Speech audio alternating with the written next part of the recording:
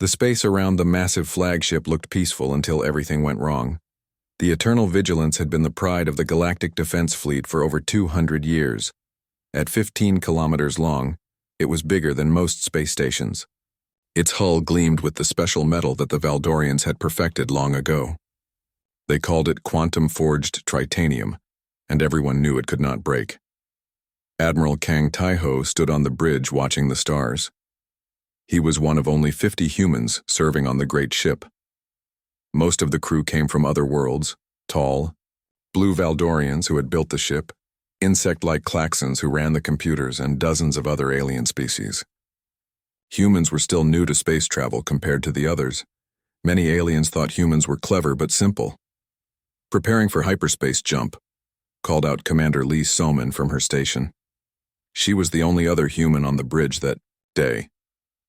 The hyperspace drive hummed to life deep in the ship's belly. This was supposed to be a routine jump to the outer rim sectors. Chief Engineer Park Mirai was 3 decks below in the engine room when it happened. She had been checking the power systems when her screens lit up with warnings. Something was wrong with the hyperspace field. The energy readings were climbing too fast. "All stations emergency stop," she shouted into her communicator, but it was too late. The weapon hit them just as they entered hyperspace. No one saw it coming. It was some kind of new alien technology that created sound waves in space itself. The waves moved through the ship's hull like ripples in water. The perfect tritanium that had never broken before began to crack. Dr. Yoon Ji-hoon felt the ship shake in his laboratory. He was a materials scientist who studied how metals and other materials behaved under stress. The shaking felt wrong, not like normal ship vibrations. Through his porthole, he could see cracks spreading along the outer hull like lightning bolts. The first breach alarm sounded at 14:32 ship time, then another, then dozens more. The Eternal Vigilance was coming apart. Admiral Kang rushed to the damage control center. The main display showed a nightmare. Red lines marked hull breaches running the length of the ship. The quantum-forged tritanium had fractured in 17 different places. Air was leaking into space. Power conduits were severed. Whole sections of the ship were losing gravity. "How bad is it?" Admiral Kang asked the Valdorian damage control officer. Master Builder Veltarian was one of the ship's senior engineers. His tall blue form seemed to droop as he studied the readings. "Catastrophic, Admiral. The quantum molecular structure has been disrupted. When tritanium breaks at the quantum level, it cannot be repaired. The fractures will continue to spread." Park. Mirai arrived at the damage control center still wearing her work clothes. Oil stains covered her uniform from the engine room. "What's our timeline?" she asked. Veltarin's large black eyes looked sad. 72 hours at most. The structural integrity is failing. We estimate total collapse within 3 days. The bridge became very quiet. 50,000 beings lived and worked on the Eternal Vigilance.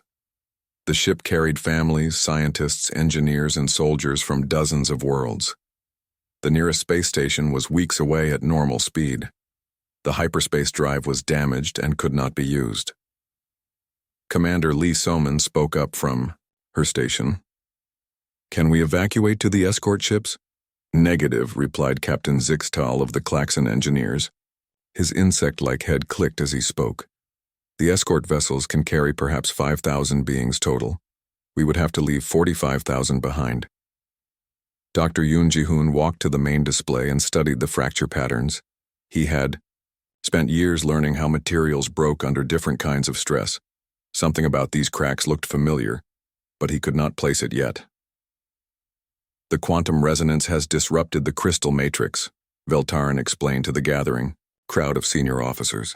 "Valdorian engineering depends on perfect molecular alignment. Once that alignment is broken, it cannot be restored. The metal becomes ordinary steel, weak and brittle." Park Mirai frowned.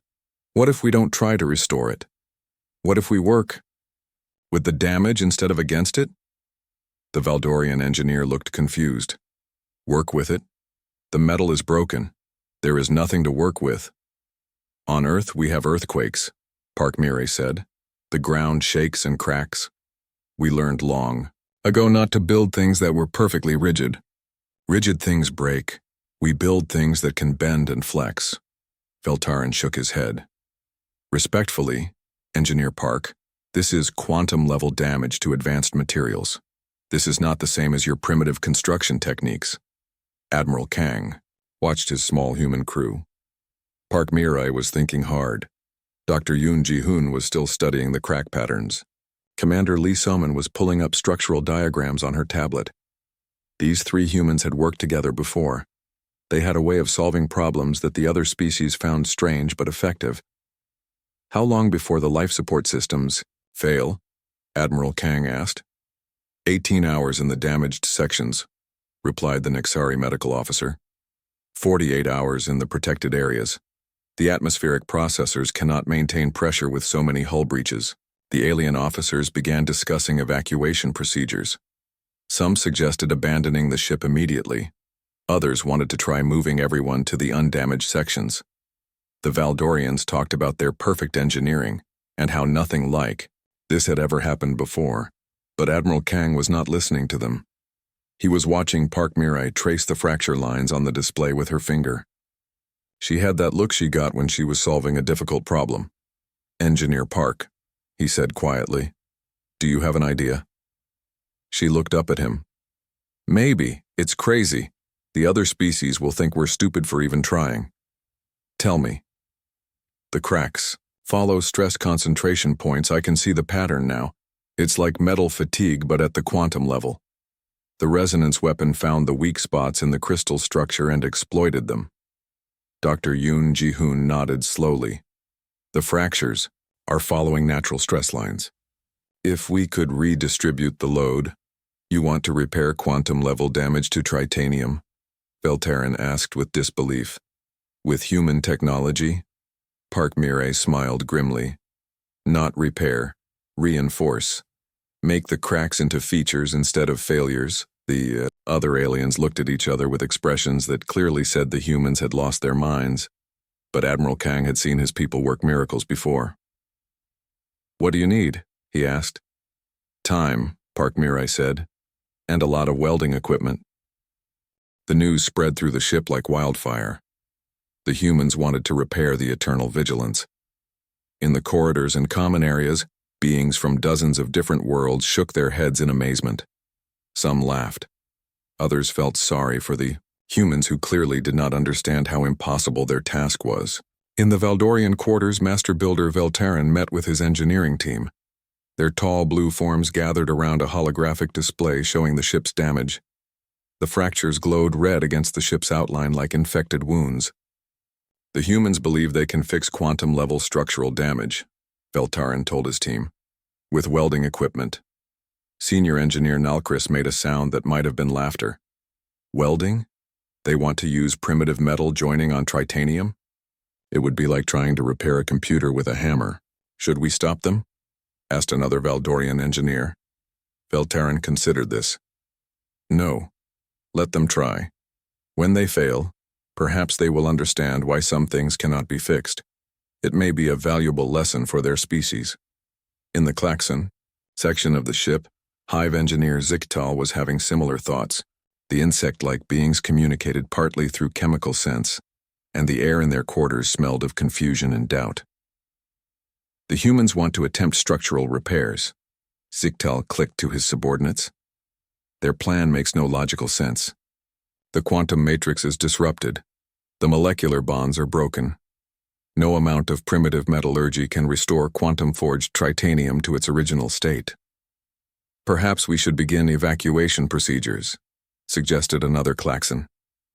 The humans will realize their mistake soon enough, but Ziktal was curious despite himself. No, we will observe. Human problem-solving methods are unusual. It will be interesting to see what they attempt.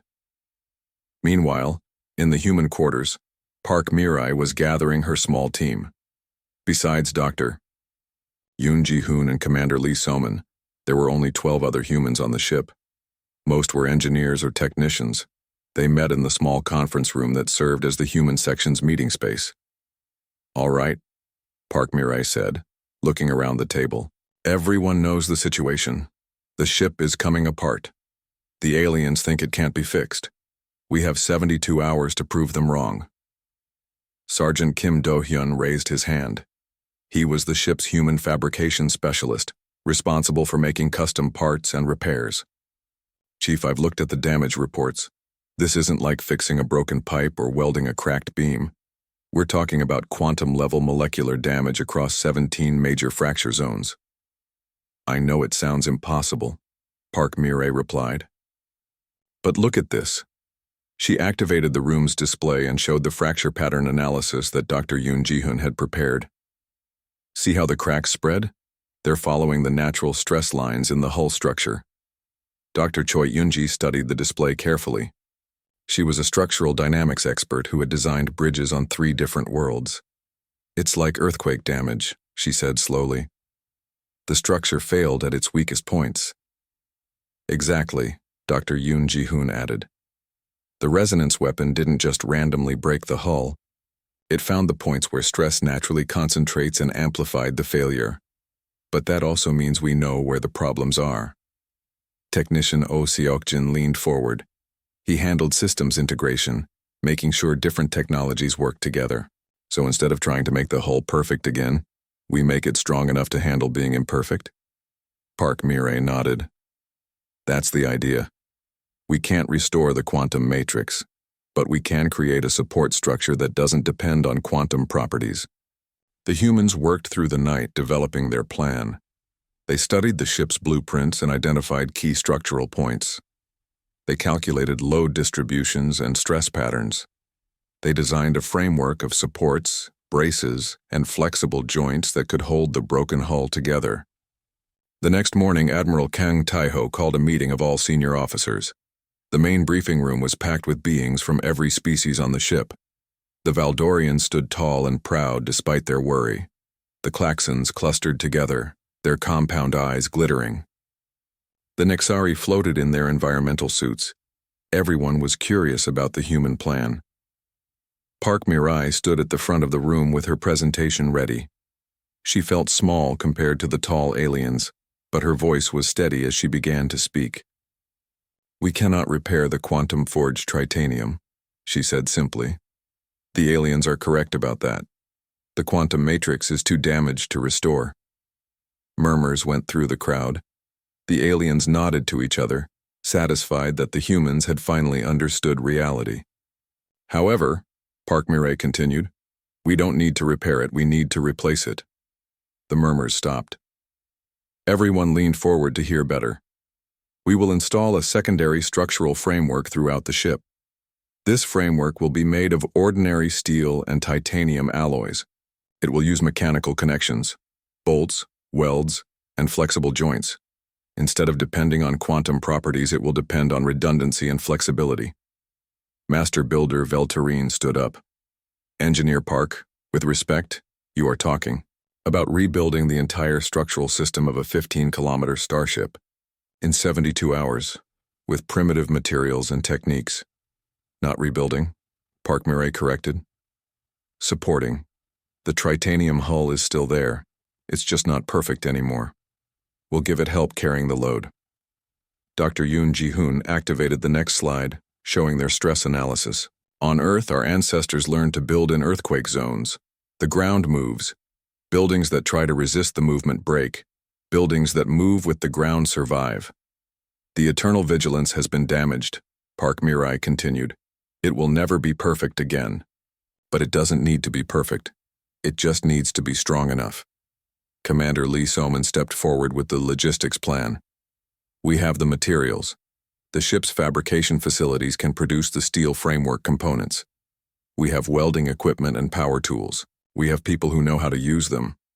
Hive engineer Zichtal clicked his mandibles thoughtfully. The plan is unconventional, but the calculations appear sound. The stress distribution would indeed support the damaged areas. It would also be ugly, pointed out a Valdorian engineer. The ship would no longer have clean lines. There would be visible braces and supports everywhere. Park Mirai smiled. Sometimes ugly works better than pretty. The aliens looked at each other with expressions ranging from skepticism to curiosity. Finally, Admiral Kang Tae-ho spoke. The evacuation ships are standing by, he said. If the human plan fails, we can still abandon ship. If it succeeds, we save 50,000 lives. I'm authorizing the attempt. As the meeting broke up, beings throughout the ship began to watch the humans with new interest.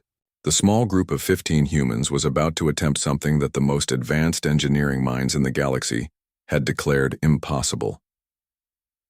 In the human quarters, Park Mirai gathered her team one final time. Remember, she told them, we're not trying to build a perfect ship. We're trying to build a ship that works. There's a difference. The repair work was about to begin. The work began at dawn, ship time. Park Mirai stood in the main corridor of Section C where the worst damage had occurred. The walls showed long cracks that ran from floor to ceiling. Through the transparent aluminum windows, she could see stars, where solid hull should have been. Emergency force fields held the air in, but they would not last much longer. Okay, people, she said into her communicator. Remember the plan. We start with the primary load-bearing points and work outward. Sergeant Kim, I need your team to begin fabricating the main support beams. Dr. Choi, start calculating the connection points. Everyone else, let's get these temporary braces installed. The humans spread out through the damaged sections like busy ants. They carried welding equipment, power tools, and measuring devices. Their work clothes were already dirty, and they had only just begun. Sergeant Kim Do-hyun set up his mobile fabrication unit in what used to be a recreation area. The machine could cut, shape, and weld steel beams to exact specifications. He fed the computer the measurements that Dr. Choi Eun-ji had calculated, and the machine began producing structural supports. These beams are going to be massive, he called out to his helpers. Each one weighs as much as a small transport. We'll need the cargo loaders to move them into position. Down the corridor, Dr. Yoon Ji-hoon was examining the fracture lines up close. He had put on an environmental suit and gone outside the ship to see the damage from the exterior. What he found was both worse and better than expected. The cracks go deeper than we thought, he reported over the communication system, but they're also cleaner. The quantum resonance created very precise failure lines. It's almost like the metal was designed to break this way. Park Mirai paused in her welding to listen. What do you mean? I mean the weapon that hit us was specifically designed to attack quantum-forged tritanium. It found the exact frequency that would disrupt the molecular bonds, but that precision works in our favor. The breaks are predictable. We can work with them. Technician Oh Seok-jin was connecting the new support framework to the ship's power and data systems. Every beam would carry not just structural load, but also electrical conduits and communication cables. It's like building a second nervous system, he explained to a curious Valdorian who had come to watch. The alien observer was senior engineer Nal Chris. He stood with his arms crossed, watching the humans work with obvious skepticism. Your methods are so crude, he said. Look at that welding job. The seams are visible. There are tool marks on the metal. On Valdorian ships, all joints are molecularly bonded. You cannot see where one piece ends and another begins. Oh Seok-jin looked up from his work. Can you repair a molecularly bonded joint in the field? Well, no. If it breaks, the entire section must be replaced. Then maybe visible joints aren't such a bad thing, Oh Seok-jin replied, and went back to his welding. By the end of the first day, the humans had installed temporary braces throughout Section C. The emergency force fields were no longer straining to hold pressure. The corridor walls had stopped groaning under stress, but the work was far from over. That evening, beings from other species began volunteering to help. A group of young Klaxons approached Dr. Choi Eun-ji while she was reviewing stress calculations. We have studied your structural analysis, clicked their leader, a junior engineer named Klicktar. The mathematics are sound. We would like to learn your techniques. Dr. Choi looked surprised. It's not complicated. We're just distributing the load across multiple support points instead of relying on material strength alone. Yes, but how do you know where to place the supports? How do you calculate the load distribution without perfect knowledge of material properties? Dr. Choi smiled. We assume the materials are flawed and plan accordingly. We over-engineer everything. We add backup systems for our backup systems. Clicktar's compound eyes glittered with interest. You plan for failure. We plan for everything to go wrong eventually, Dr. Choi confirmed, because it usually does. Meanwhile, Master Builder Veltaran was having his own revelation. He had been watching Park Mirai work on the main structural connection between Section C and Section D. The connection was crucial. If it failed, the entire forward section of the ship could break away. Park Mirai was not trying to restore the original connection. Instead, she was building something entirely new. Steel beams formed a web of supports around the damaged area. Flexible joints allowed for movement and thermal expansion. Multiple load paths ensured that if one beam failed, others would carry the stress. Why do you make it so complicated? Veltaran asked. Park Mirai paused in her work. Simple systems are fragile. When they break, everything fails at once. Complex systems are robust. When one part breaks, the system adapts. But it is inefficient. You are using 3 times as much material as necessary. Material is cheap. Catastrophic failure is expensive. Veltaran watched her return to work. The human approach was completely opposite to Valdorian engineering philosophy. Where his people sought perfection and elegance, the humans embraced redundancy and flexibility. It should not work. By all the laws of engineering that he had learned, it should not work. But it was working. On the second day, the humans began installing the major structural supports.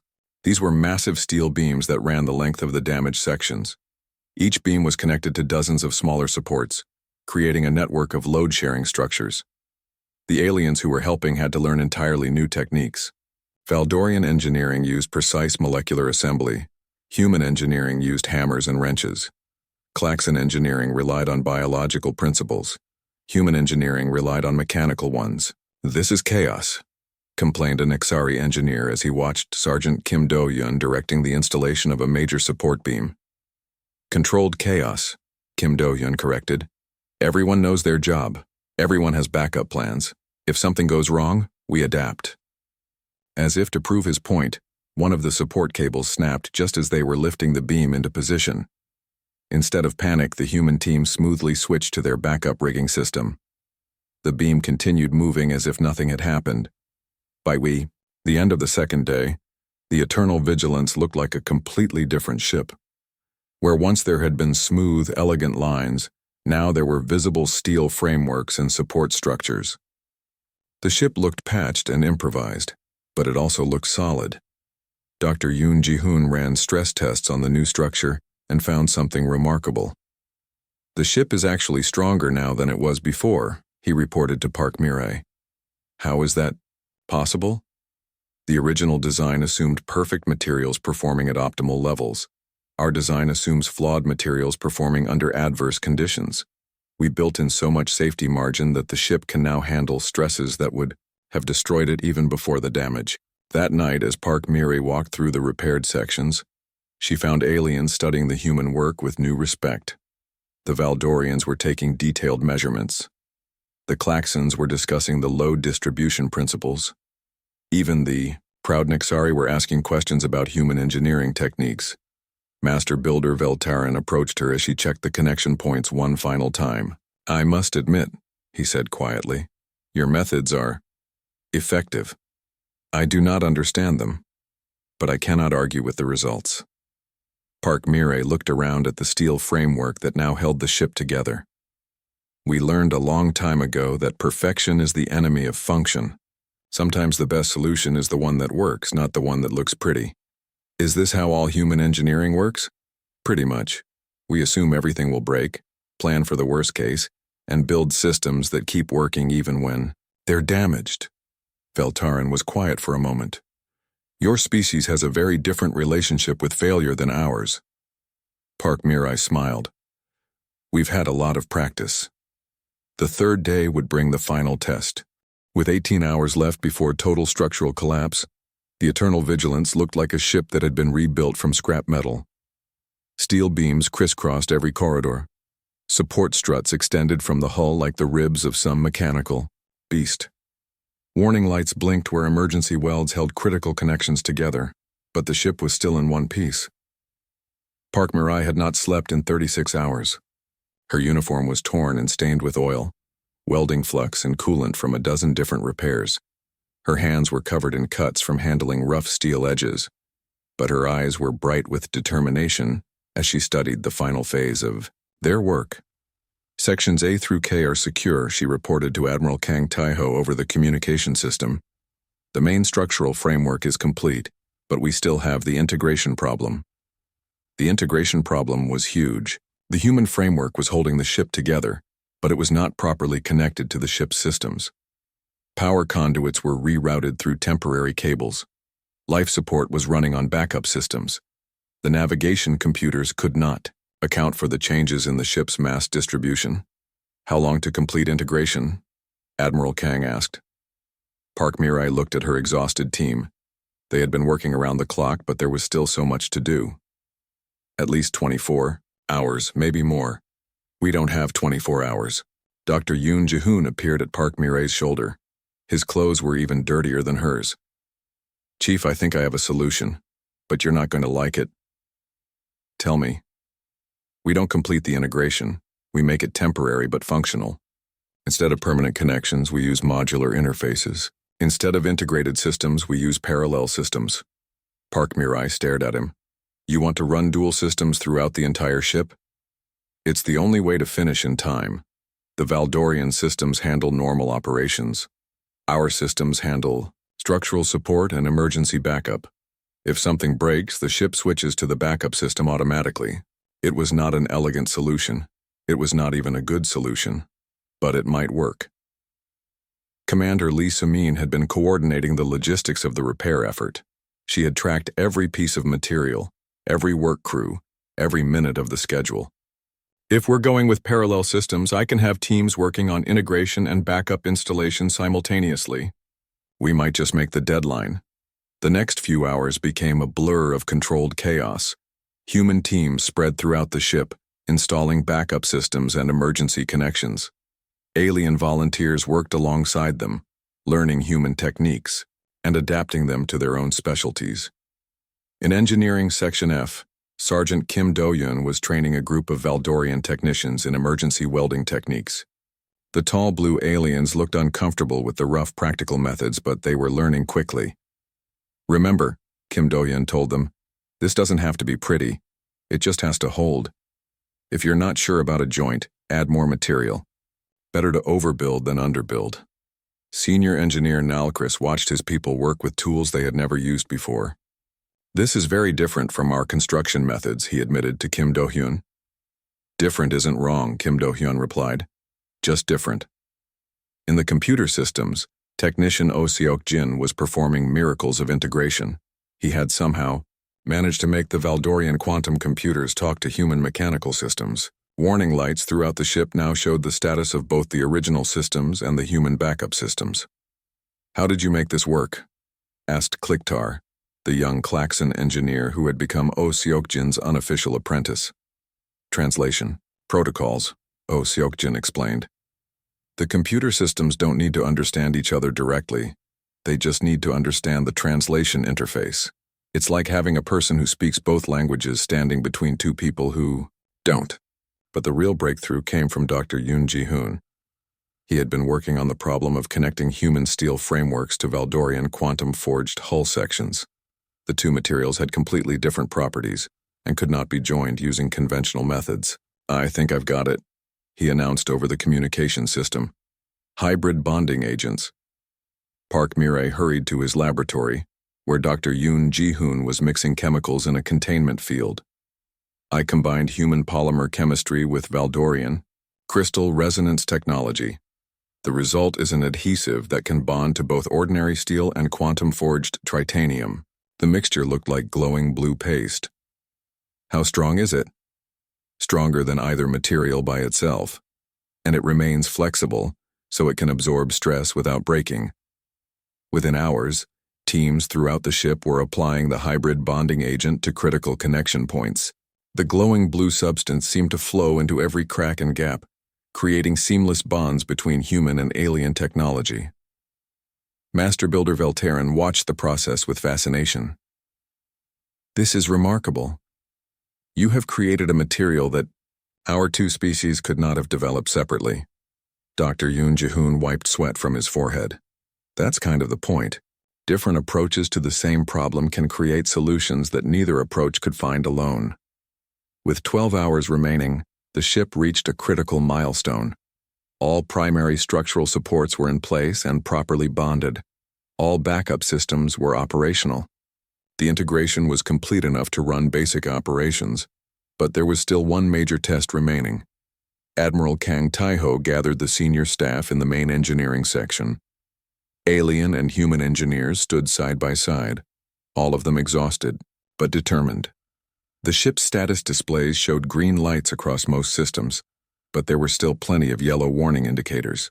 "We need to test the hyperspace drive," Admiral Kang announced. "If we can't jump to hyperspace, we're still trapped here." The hyperspace drive put enormous stress on a ship's structure.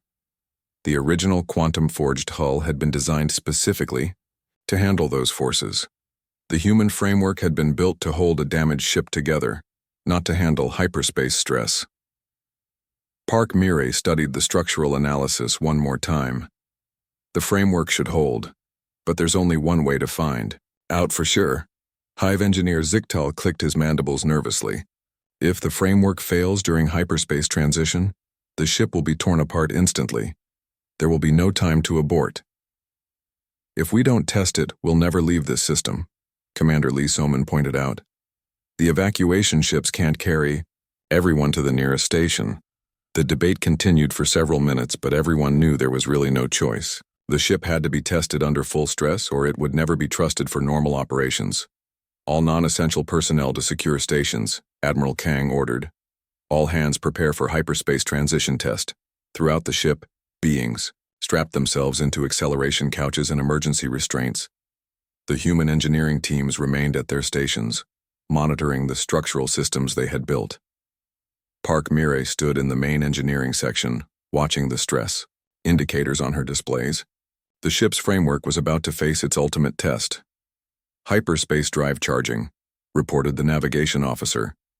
"All systems nominal," called out Oh Seok-jin from his station. "Structural framework holding steady," added Dr. Choi Yoonji. "Admiral," Kang Taiho took a deep breath. "Initiate hyperspace jump." The drive engaged. Reality twisted around the eternal vigilance as the ship entered the strange realm between normal space and hyperspace. Forces beyond normal physics stressed every beam, joint, and connection in the human framework. For a moment, that seemed to last forever. The ship hung suspended between success and catastrophic failure. Then the hyperspace field stabilized, and they were through. "Jump successful," reported navigation. "All systems operational." Cheers erupted throughout the ship. The eternal vigilance had survived. The human repairs had worked, but Park Mire was not celebrating yet. She was studying her structural readouts with intense concentration. "What is it?" Dr. Yoon Ji-hoon asked. "The stress patterns," she replied slowly. "They're different from what I expected." "Different how?" Park Mire looked up with wonder in her tired eyes. "Different better.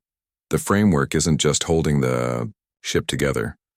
It's actually distributing stress more evenly than the original structure ever did. The ship was not just repaired, it was improved." The eternal vigilance dropped out of hyperspace near the Meridian station with a grace that surprised everyone aboard. The ship had always been smooth in its transitions, but now it seemed almost effortless. The massive vessel moved through space with a new kind of stability. On the bridge, Admiral Kang Taiho watched the status displays with amazement. Every system showed green.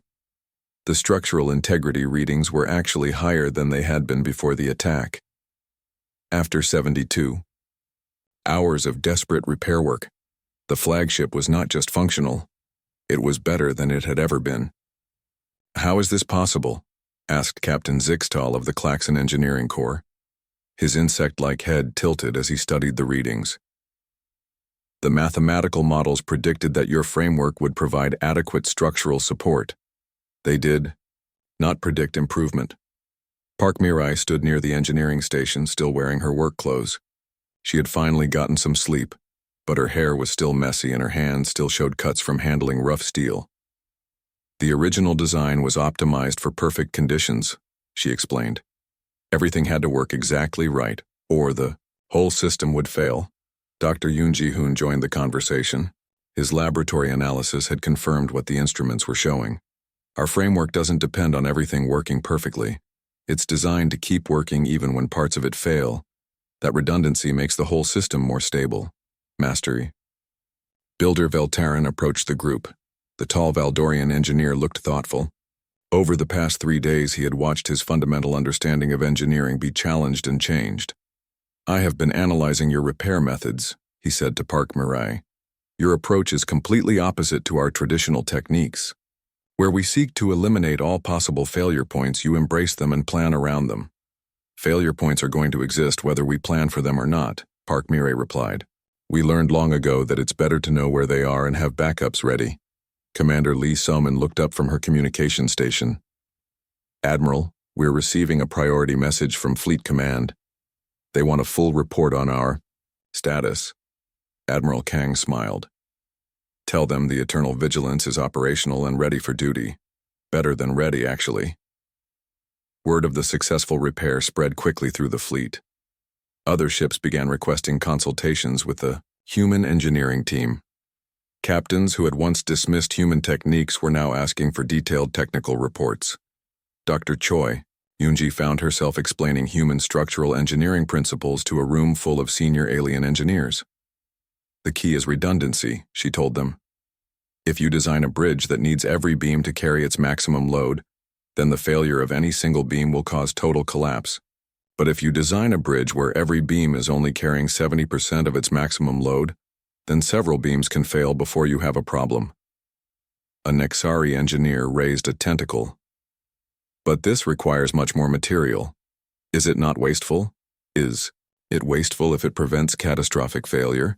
Dr. Choi asked in return. The Eternal Vigilance was completely disabled by damage that shouldn't have been possible. A more robust design would have shrugged off the attack. Sergeant Kim Do-hyun was teaching welding techniques to a mixed group of alien technicians. The practical skills that humans took for granted were completely new to species that had relied on molecular assembly and quantum bonding for centuries. Remember, he told a young Valdorian who was struggling with a welding torch, the goal is not to make it perfect. The goal is to make it strong. A rough weld that holds is better than a pretty weld that fails. The Valdorian made another attempt, producing a joint that was functional but far from elegant by his species standards. This feels wrong, he admitted. The seam is visible. There are imperfections in the metal. Those imperfections are features, Kim Do-hyun explained. They show exactly where the joint is and how strong it is. You can inspect it visually and tell immediately if it's working properly. Technician Oh Seok-jin was in high demand as well. His integration of human and alien systems had created something entirely new. Hybrid technologies that combined the best features of both approaches. The quantum computers provide precision and processing power, he explained to a group of systems engineers. The mechanical interfaces provide reliability and flexibility. When you combine them properly, you get systems that are both highly capable and extremely robust. But the most significant change was happening in the attitudes of the alien crew. Members. Beings who had once looked down on human engineering were now studying it with respect and interest. Hive engineer Zigtal approached Park Mirai in the main corridor of Section C. The area that had once been torn apart by fractures was now filled with steel frameworks and support structures. It looked nothing like the original elegant design, but it was unmistakably solid. Engineer Park, Zigtal clicked. I must make an apology. My species believed that human engineering was primitive and ineffective. We were wrong. Park Mirai looked around at the visible steel beams and exposed welding seams. It is primitive in a way. We use simple materials and basic techniques, but sometimes simple solutions work better than complicated ones. You have taught us something important about the nature of engineering, Zigtal continued. We thought the goal was to create perfect systems. You have shown us that the real goal is to create systems that work reliably over time. As the days passed, the Eternal Vigilance became something unique in the galaxy, a ship that combined the advanced technologies of multiple species with the practical engineering philosophy of humanity. Other vessels began requesting modifications based on human principles. Master Builder Veltaran submitted a formal report to the Valdorian Engineering Council, recommending major changes to their design philosophy. "We have been pursuing perfection, at the expense of reliability," he wrote. "Human engineering principles suggest that robust, redundant systems are superior to elegant, optimized ones."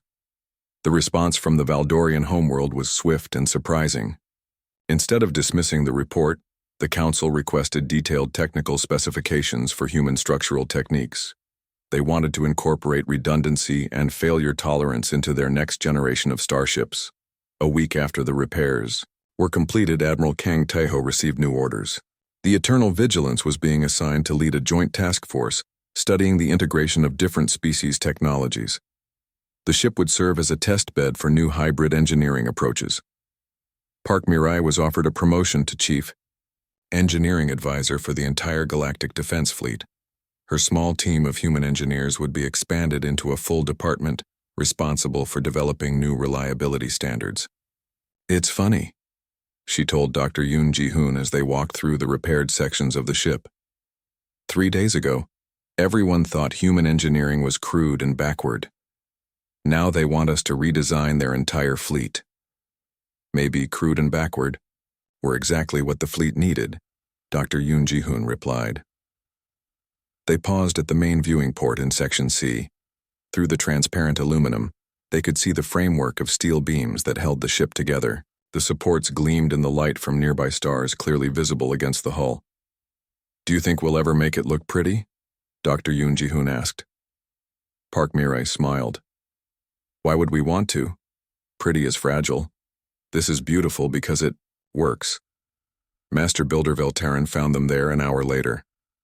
The tall Valdorian engineer had become a frequent visitor to the human sections, studying their techniques and asking questions about their philosophy.